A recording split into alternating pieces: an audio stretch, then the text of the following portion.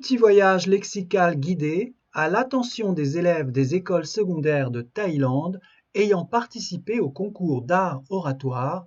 Selon vous, quelle adaptabilité est nécessaire pour vos études face à la nouvelle normalité créée par la pandémie de Covid-19 ?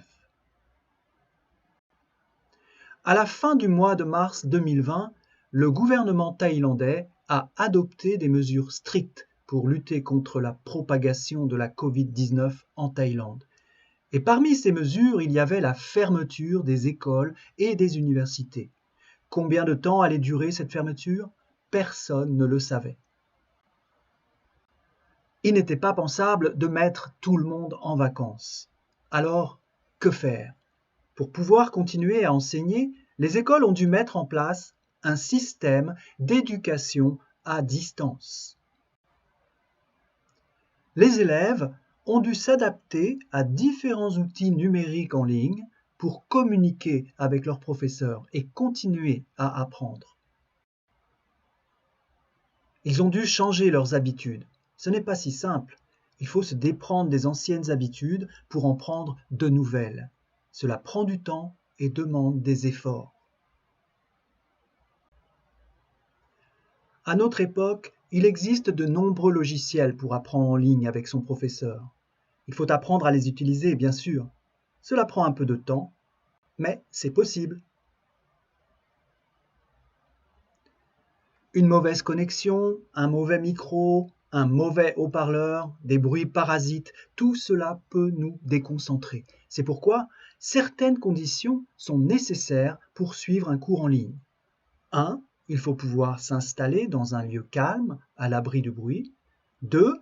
Il faut une bonne connexion Internet. 3. Il faut du bon matériel. Pour apprendre en ligne, il faut faire un effort d'attention spécial. Ce n'est pas facile. Cela peut être fatigant, voire frustrant ou énervant quand on entend mal ce que le professeur dit ou que la connexion Internet est mauvaise. Il faut rester attentif, calme, positif, motivé. Par ailleurs, loin de l'école et du professeur, il faut apprendre à être organisé, responsable et autonome.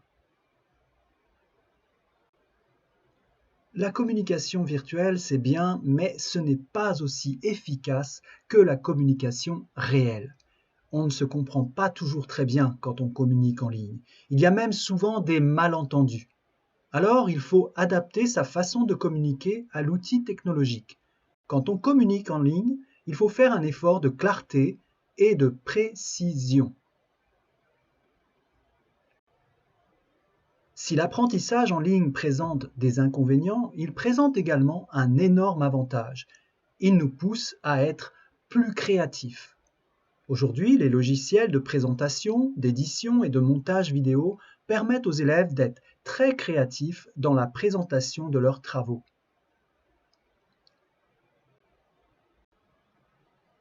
Quand la situation sanitaire s'est améliorée, les élèves ont pu retourner à l'école, mais pas tous en même temps. Avec le système des classes alternées, ils ont pu recommencer à apprendre avec leurs professeurs dans des classes moins nombreuses. Cela permettait de respecter les mesures de distance physique entre les élèves. Se laver les mains souvent, porter un masque, respecter les gestes barrières et les autres consignes sanitaires, cela semble simple. En réalité, ce n'est pas si simple de les appliquer tout le temps. Au début, il faut de la discipline pour ne pas oublier de les suivre. Mais nous sommes conscients de l'importance de ces consignes. Nous savons qu'elles visent à protéger la santé publique. Nous savons que le respect des consignes est un acte de civisme. S'adapter, c'est être citoyen. Je vous propose maintenant notre petit voyage lexical en 5 posters. Tout d'abord, un poster sur la santé publique.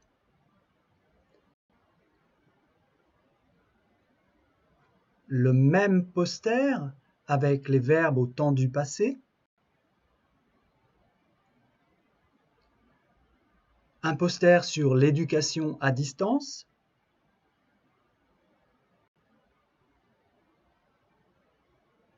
Et 2 posters sur les efforts d'adaptation.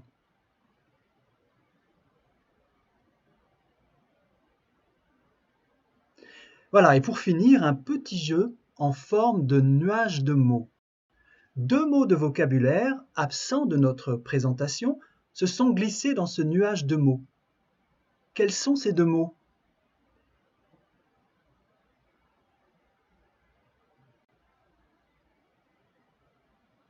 C'est comme chercher une aiguille dans une botte de foin, n'est-ce pas? Bonne recherche, au revoir et merci à tous pour votre participation.